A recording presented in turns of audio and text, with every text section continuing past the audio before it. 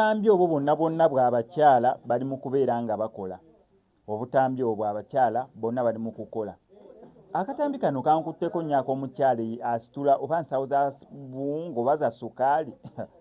Nange SMX by the way sisobola. Emu nsobola ogyebagajja naye ebbiri kiba kisusseemukko.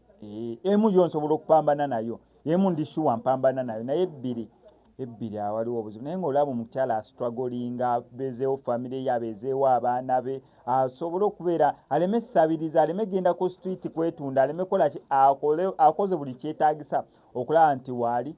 Naye ate naye waliwo n'abakyala abalala actually kano kankakuzanyire buzanyizi kubanga bonna bakyala ate bali mu kukola. Ensonga yange ya mukyala wange yali anobye naye mukomawo abaana yabaleka bukooja ate babagaanidde. Abaana babagaanidde naye nga yo omukyala yakomawo.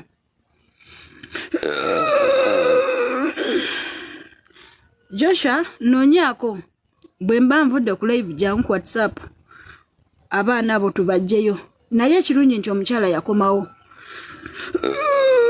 Wow. Zewo iswa mukyala wange ayisanjagala. Message giteekemu amannya gombi bw'oba tosobola kuteeka amannya gombi nyamba nkuyambe mu kiwoba tosobola kuteeka wano mannya go gombi amanya gateeke ku WhatsApp naye ku WhatsApp oteekayo n'ekifaananyi n'emitwalo 2 ezikebera. Osobola oteekako emitwalo 2 kati ezikebera bwe mba nakava ku live nsooka kwabo bokka abalina screenshot ey'esente z'okukebera. Ensonga yo bweba si yakebera jangu ku WhatsApp nga gwogamba senga nze ensonga ngimanyi njagala mujja wange anfulumire mu maka anviiremu. Ekyo kiba tekyetaagisa kebera. Eyo ensonga giteekeyo buteesi ng'ensonga